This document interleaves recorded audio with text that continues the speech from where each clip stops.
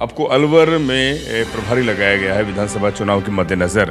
क्या लग रहा है कि इस बार बीजेपी सत्ता में काबिज होगी? सवाल बीजेपी के राज में ही किसान धरने पर बैठे थे, आंदोलन पर बैठे, तकरीबन 1.5 साल बैठे और 1000 किसानों की शहादत गई या उनकी मौत हुई। इस पर भी तो बीजेपी फिर बाद में बैकफुट पर आती है। कहते हैं कि या बीजेपी की मंशा है या उनके जो अंदर एक सोच है कि वो पूरे राष्ट्र के अंदर, हर राज्य के अंदर ओबीसी या जातिगत जनगणना होनी चाहिए। आज ही बिहार के अंदर जातिगत जनगणना के आंकड़े जारी हुई हैं।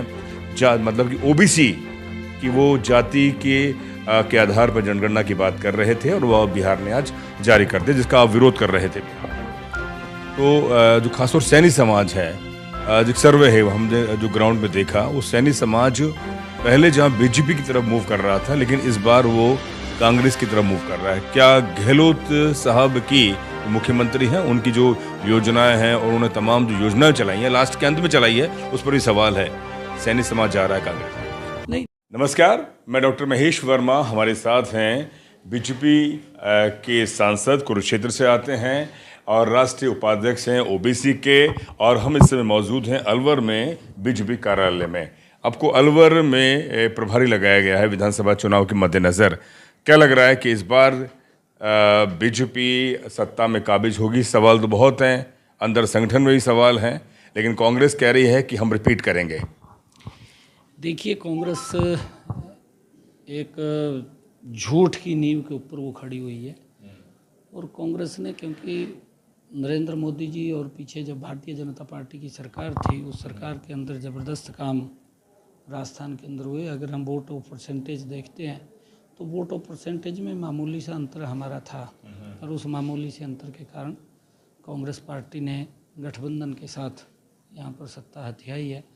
और जो वायदे उन्होंने किए थे जनता के साथ, उन वायदों के ऊपर कहीं खरा नहीं उतरी।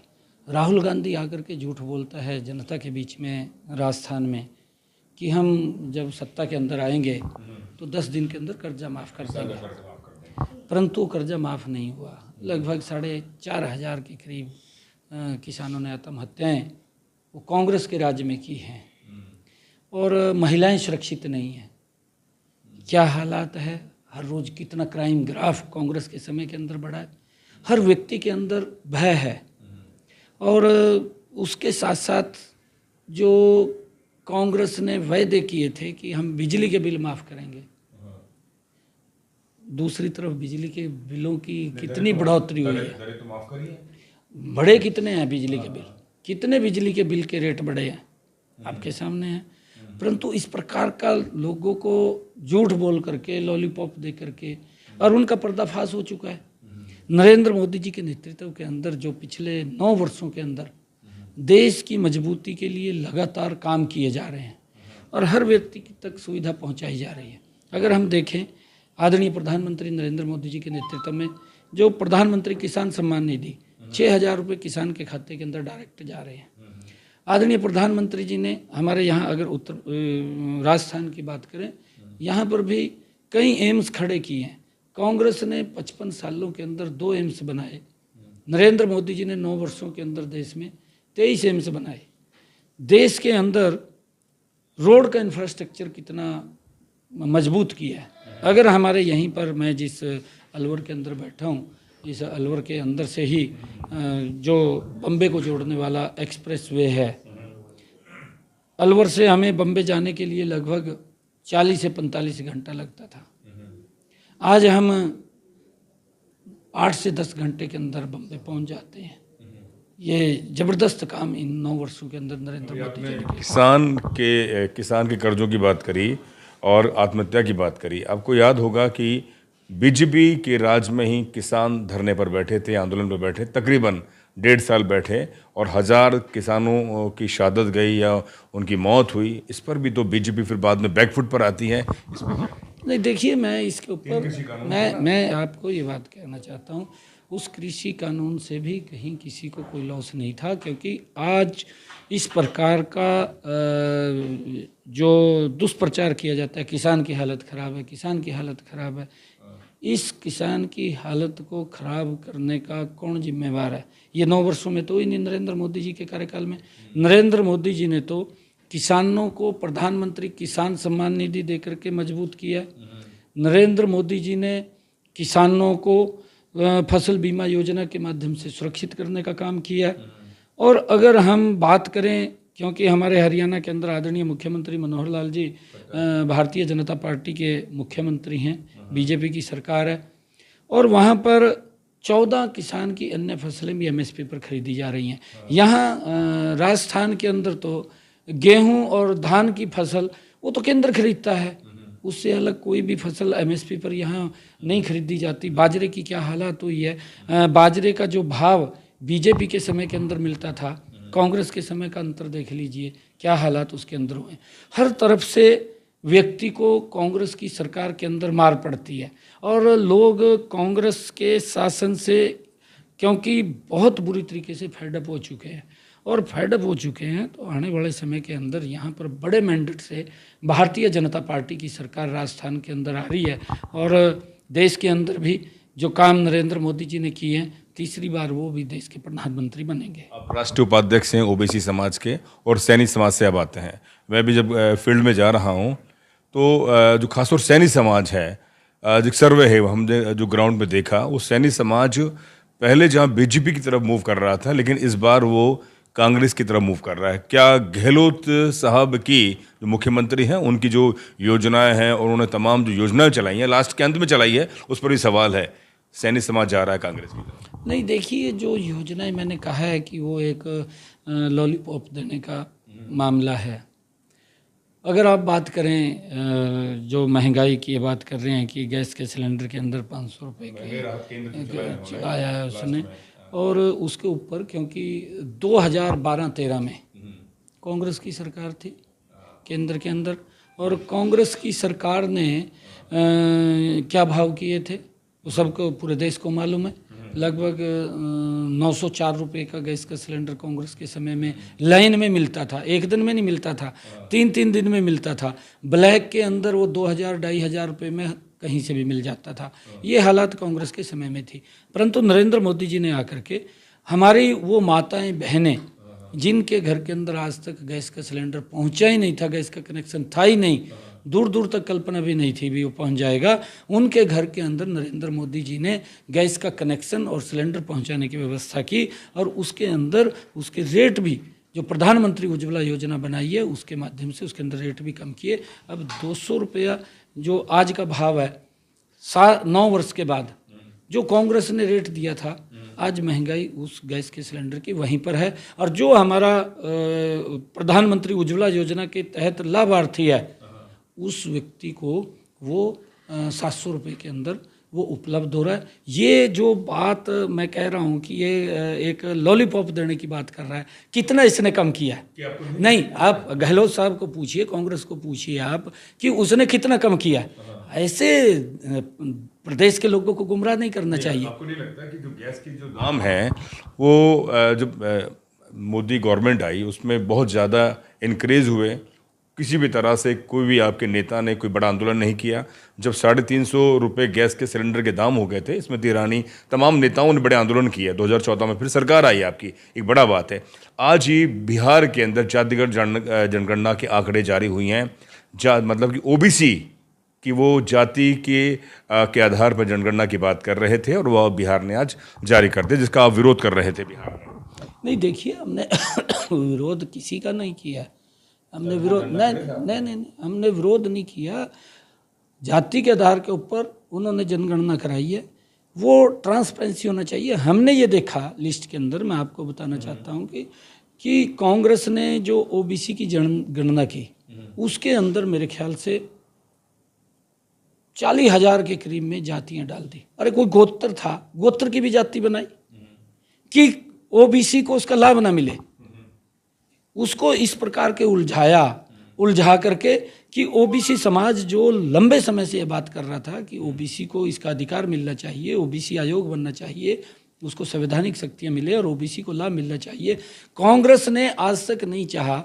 अगर आप लोकसभा के अंदर राजीव गांधी की डिबेट निकाल करके देखेंगे, 1 घंटा लोकसभा के अंदर वो बोले, वो तो आज भी मौजूद है। और उन्होंने 1 घंटे के अंदर ओबीसी को अधिकार न मिले उसके ऊपर वकालत की है। ये पहली बार है नरेंद्र मोदी की सरकार जिसने ओबीसी आयोग बनाया, उसको संवैधानिक शक्तियां दी। संवैधानिक शक्तियां दे करके जो आने वाले समय के अंदर ओबीसी के बच्चों को सैनिक स्कूल में, केंद्रीय विद्यालय में, नवोदय विद्यालय में, एमबीबीएस की सीटों में, एमबीबीएस एमडी की सीटों में, जो नीट की परीक्षा है उसके अंदर, और जो नौकरियों में 27% का आरक्षण नरेंद्र मोदी सरकार ने पहली बार दिया। आने वाले समय के अंदर ओबीसी समाज को एक ज़बरदस्त इसका लाभ मिलेगा। और उसके साथ साथ जो हमारे ओबीसी के अंदर जो युवा हैं जो अपना काम करना चाहते हैं, उसके लिए आदरणीय नरेंद्र मोदी जी ने वेंचर कैपिटल फंड उसकी व्यवस्था की कि अगर कोई उद्योग लगाना चाहता है तो उस ओबीसी समाज के बच्चे को सरकार हेल्प करेगी। उसके लिए अलग से फंड बनाने का कार्य किया और उसके माध्यम से उनको लाभ मिल रहा है। तो आप ये चाहते हैं कि आप बीजेपी की मंशा है या उनके जो अंदर एक सोच है कि वो पूरे राष्ट्र के अंदर, हर राज्य के अंदर ओबीसी या जातिगत जनगणना होनी चाहिए, जिससे काशीराम साहब ने कहा था जिसकी जितनी हिस्सेदारी उसकी उतनी भागीदारी, उसका विरोध करते हैं आप? ये तो एक बड़ा सवाल है। देखिए उसका विरोध किसी कम्युनिटी की छोटी है और उसको ज्यादा संसाधनों पर अधिकार है। मैं आपको बताना चाहता हूं कि नरेंद्र मोदी जी ने 27 मंत्रियों को ओबीसी के अपने मंत्रिमंडल के अंदर ओबीसी समाज के मंत्री बनाए। आज तक नहीं बने, ओबीसी का वोट लेते रहे। और ये आजकल क्योंकि नरेंद्र मोदी जी का इन्होंने विरोध करना है, इंडी गठबंधन बड़ा है, घमंडिया गठबंधन है ये, और इस घमंडिया गठबंधन के अंदर ये इकट्ठे हुए हैं और इकट्ठे होकर के ये नरेंद्र मोदी जी को कहीं ना कहीं बदनाम करना चाहते हैं। आज तक तो ये लोग ओबीसी को प्रतिनिधित्व नहीं दे सके। ये कहाँ थे इतने लंबे समय तक? ये आज इस प्रकार की बात करते हैं कि भारतीय जनता पार्टी ओबीसी को और देश के आम लोगों को इतना सम्मान दे रही है। बीजेपी ने ही आज इतना देश का इंफ्रास्ट्रक्चर मजबूत खड़ा किया है। इनके समय के अंदर तो अगर आप लोग देखें कोई छोटा कार्यकाल नहीं था। कांग्रेस को 55 साल मिले, 55 साल में तो व्यक्ति रिटायरमेंट की तरफ चला जाता है। और ये जब चुनाव आता था ये नारा देते थे गरीबी हटाएंगे, गरीबी नहीं हटी। आज एक्चुअल के अंदर गरीबी के प्रति मजबूत लड़ाई अगर कोई लड़ रहा है तो नरेंद्र मोदी लड़ रहा है। आज प्रधानमंत्री आवास योजना के तहत गरीब व्यक्ति को मकान दिए जा रहे हैं। आज आयुष्मान कार्ड के माध्यम से 5 लाख रुपए तक का पहली बार अधिकार दिया है। आज किसान सम्मान निधि के माध्यम से किसान को 6,000 रुपये पहुंचाने का काम किया है। अगर किसान की फसल का खराबा होता है तो उसको फसल बीमा योजना के माध्यम से सुरक्षित करने का काम भी इन्हीं 9 वर्षों के अंदर हुआ है। आज मैं आपको बताना चाहता हूं कि नरेंद्र मोदी जी ने प्रधानमंत्री जन औषधालय केंद्र खोल करके लोगों को सस्ते दामों के ऊपर जेनरिक दवाइयाँ भी उपलब्ध कराने का काम किया। और जिसका मैंने आपके सामने जिक्र किया है कि नरेंद्र मोदी जी चाहते हैं कि देश के लोगों का स्वास्थ्य ठीक हो, और उसको लेकर के कांग्रेस ने 55 सालों में 2 एम्स बनाती है। नरेंद्र मोदी मात्र 9 साल के अंदर 23 एम्स खड़े कर देता है। देश किस गति से आगे बढ़ा है। आज देश के अंदर देश का गौरव, देश का सम्मान, आज दुनिया भर के अंदर भारत का नाम गूंज रहा है। देश की समस्याओं का समाधान हो रहा है। कांग्रेस समस्याएं पैदा करने वाली है और नरेंद्र मोदी उन समस्याओं का समाधान करने वाला व्यक्ति है। सर साहब, मैं इसलिए कह रहा हूँ 10 साल हो गए, तकरीबन 10 साल होने वाले हैं, 24 में हो जाएंगे, 24 में चुनाव हैं। बीजेपी पर एक आरोप लगता है, आप ओबीसी के उपाध्यक्ष हैं, ओबीसी जो बोर्ड है उसके जो संवैधानिक संस्था है, ये आरोप लगता है कि संविधान खतरे में है। दलित, आदिवासी जो वंचित समाज है वो यही देखता है कि सत्ता में आए तो इस संविधान को बदलेंगे। आपके सांसद, आपके विधायक, कर्नाटक के और तमाम जगह के लोग कहते हैं कि संविधान बदल जाएगा। ये इस पर क्या कहेंगे? 10 साल हो गए हैं, 10 साल में तो आज तक संविधान के अनुसार बोलता है, मुखर होकर बोल रहा है। मेरी बात सुनिए, 10 सालों के अंदर भारतीय जनता पार्टी संविधान के अनुरूप काम कर रही है। क्योंकि खतरा संविधान का नहीं है कांग्रेस को खतरा अपना है, क्योंकि कांग्रेस समाप्त हो चुकी है। और अब आप देखना जब रिजल्ट आएंगे राजस्थान के अंदर कांग्रेस का सुपड़ा साफ हो जाएगा। इसके विपक्ष में बैठने के विधायक भी नहीं रहेंगे, क्योंकि जिस प्रकार की इन्होंने राजनीति की है, लोग प्रताड़ित हैं। आज बेटियों की इस्मत लूटी जा रही है। इसी राजस्थान के अंदर क्या हालात हैं, किस प्रकार के यहाँ पर जो शरारती तत्व हैं, सिर उठा करके लोगों को दबाने की कोशिश कर रहे हैं। लोग इस प्रकार की बातें नहीं चाहते, लोग विकास चाहते हैं। नरेंद्र मोदी जी ज़बरदस्त विकास कर रहे हैं। नरेंद्र मोदी जी के नेतृत्व के अंदर जिस व्यक्ति ने इन 9 वर्षों के अंदर, जब कोरोना का वैश्विक संकट आता है, 140 करोड़ लोगों के लिए 220 करोड़ डोज फ्री में देने का काम किया। 80 करोड़ परिवारों तक जो घर अपना काम नहीं कर सकते थे, घर के अंदर बैठे थे, नरेंद्र मोदी जी की सोच थी कि कोई व्यक्ति भूखा न रहे। 80 करोड़ परिवारों तक लगातार राशन पहुंचाने की व्यवस्था भी नरेंद्र मोदी जी ने की है। और जब इतने काम नरेंद्र मोदी जी कर रहे हैं, लोगों बड़ी श्रद्धा से नरेंद्र मोदी जी को देखते हैं। कांग्रेस कहीं पर भी नहीं है। कांग्रेस तो राहुल गांधी साहब, फिर भी कई राज्यों में सरकार बना ली, अभी कर्नाटक में, हिमाचल में बना ली। आप कह रहे कांग्रेस खत्म हो रही है, ये ऐसा तो नहीं है साहब। देखिए मैं तो नहीं है आज अरे मैं आपको बताना चाहता हूँ, राजस्थान के अंदर कांग्रेस ने आकर के क्या लॉलीपॉप दिया, ये बात कही, आज हमारी सरकार बन जाए। राहुल गांधी ने मंच के ऊपर कहा 1 2 3 4 5 6 7 8 9 10, 10वें दिन कर्जा माफ हो जाएगा। क्या कर्जा माफ हुआ? हिमाचल के अंदर क्या कहा? और मैंने कहा है कि जो वोट ऑफ परसेंटेज है वो बहुत ही कम है, बहुत ही कम वोट ऑफ परसेंटेज। हिमाचल के अंदर 0.5 वोट ऑफ परसेंटेज। और वहाँ क्या कहा कि हम ओपीएस को लागू करेंगे। अरे ओपीएस को किसने बंद किया? कौन बंद करने वाले थे? कांग्रेस के लोग ही बंद करने वाले थे। कांग्रेस की सरकार ने ये रेजुलेशन पास किया कि ओपीएस को बंद किया जाए, वही लोग बंद करने वाले हैं। कांग्रेस की फितरत है थूकना और फिर चाटना। पहले उन्होंने बंद किया, आज वो बोलते हैं हम ओपीएस लागू करेंगे। भाई बंद क्यों किया था? अरे मैं गहलोत साहब को भी पूछना चाहता हूं कि आपने बंद क्यों किया था? आपको किसने कहा था बंद करने के लिए? आपने बंद किया, आप अपने आप बोलते हैं कि हम खोलेंगे। ये अरे कांग्रेस की फितरत है, थुक्को और चाटो। अटल बिहारी वाजपेयी सरकार ने एनपीएस लागू किया था, आपको याद होगा।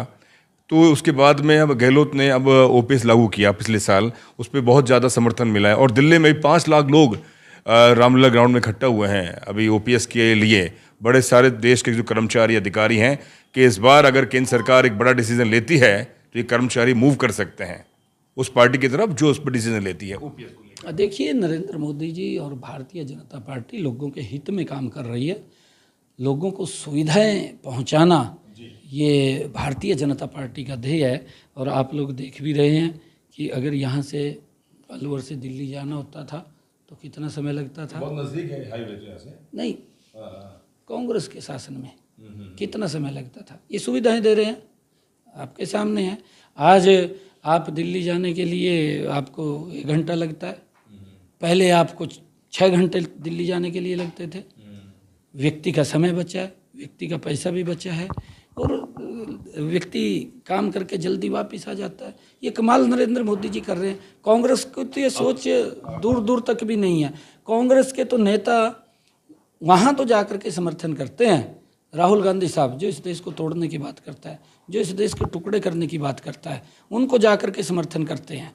और राहुल गांधी ऐसे लोगों के बीच में जा कर के बोलते हैं जिन लोगों ने इस देश के ऊपर 300 वर्ष तक शासन किया। उस असेंबली के अंदर जा कर के राहुल गांधी साहब ये बात बोलते हैं कि यहाँ लोकतंत्र नहीं है। अरे जब आपने अपने ही मंत्रिमंडल का बिल फाड़ करके अपने प्रधानमंत्री के ऊपर फेंक दिया था, तब लोकतंत्र कहाँ गया था? लोकसभा के अंदर फेंक दिया था, तब तो लोकतंत्र इसको दिखाई नहीं दे रहा था। तो आज ये लोकतंत्र की बात कर रहा है। आज कांग्रेस खत्म हो चुकी है। एक्चुअल में कांग्रेस के पास कोई नेता नहीं है, कांग्रेस के पास कोई नीति नहीं है और कांग्रेस के भ्रष्टाचार के अंदर डूबी हुई पार्टी है। और जब भी ये कहीं पर भी सत्ता के अंदर आते हैं तो भ्रष्टाचार इनका प्राथमिकता है। ये लोगों के विकास के लिए नहीं, ये अपने लिए भ्रष्टाचार के लिए काम करते हैं। और लोगों ने अब इनको पूरी तरीके से पहचान लिया इनके चेहरों के। आने वाले इस समय के अंदर नरेंद्र मोदी जी के नेतृत्व के अंदर राजस्थान के अंदर भी बड़े मैंडेट से, बहुत बड़े भारी बहुमत से भारतीय जनता पार्टी की सरकार आ रही है। दीवार के ऊपर लिखा, लोगों ने लिख दिया कि नरेंद्र मोदी कमल का फूल राजस्थान के अंदर खिलेगा और उसको कोई रोक नहीं सकता। और 2024 के अंदर नरेंद्र मोदी तीसरी बार फिर प्रधानमंत्री बनेंगे, क्योंकि जो काम करता है वो आगे आएगा, जो बातें करता है वो उनको चेहरों को पहचान लिया लोगों ने। आखिर में बड़ी कश्मकश से टिकटों को लेकर कब तक टिकट जारी हो जाएंगे? नहीं, ये केंद्रीय हमारी पार्लियामेंट्री बोर्ड का विषय है हम तो यहाँ संगठन को मजबूत करने के लिए मैं आया हूँ। मैं सभी ओबीसी समाज के लोगों को कहना चाहूँगा कि जिस प्रकार से नरेंद्र मोदी जी ने ओबीसी के लिए काम किया है, कांग्रेस क्योंकि झूठे वादे करती है और कांग्रेस भ्रष्टाचार की जननी है, भ्रष्टाचार को बढ़ावा देने वाली है और कांग्रेस लोगों को लॉलीपॉप दो करके अपनी स्वार्थ सिद्धि के लिए सत्ता के अंदर आती है और भारतीय जनता पार्टी लोगों की सेवा के लिए आती है। वो आज एकदम स्पष्ट लोगों को दिखाई दे रहा है, क्योंकि जिस प्रकार के काम इन 9 वर्षों में भारतीय जनता पार्टी ने किए वो किसी से छुपे नहीं हैं। गरीब व्यक्ति तक भी योजना का डायरेक्ट लाभ उसके खाते के अंदर पहुंच रहा है। जहां प्रधानमंत्री कांग्रेस का बोलता था कि 1 रुपया भेजता हूं और अलवर के अंदर वो 15 पैसे रहता है, परंतु उसकी चिंता नहीं की कि वो 85 पैसे एक बड़ी, अब पूरा पहुंच रहा है, अब 1 रुपया पहुंच रहा है। 1 रुपया दिल्ली से, अरे मैं आपको बता रहा हूँ, एक किसान को 6,000 रुपये मिलते हैं, डायरेक्ट उसके खाते के अंदर आ रहे हैं, बीच का एक भी दलाल नहीं है। मैं आपको कह रहा हूँ, अरे मैं आपको कह रहा हूँ, अगर कोई इस प्रकार का है उसके खिलाफ पार्टी सख्ताई से उसके खिलाफ कार्रवाई करती है, अगर कोई इस प्रकार का। बहुत बहुत शुक्रिया। हमारे साथ थे नायब सिंह सैनी जी, कुरुक्षेत्र सांसद और प्रभारी लगाए गए हैं अलवर में, और आगामी विधानसभा चुनाव के मद्देनजर पूरी मीटिंग कर रहे हैं संगठन की। और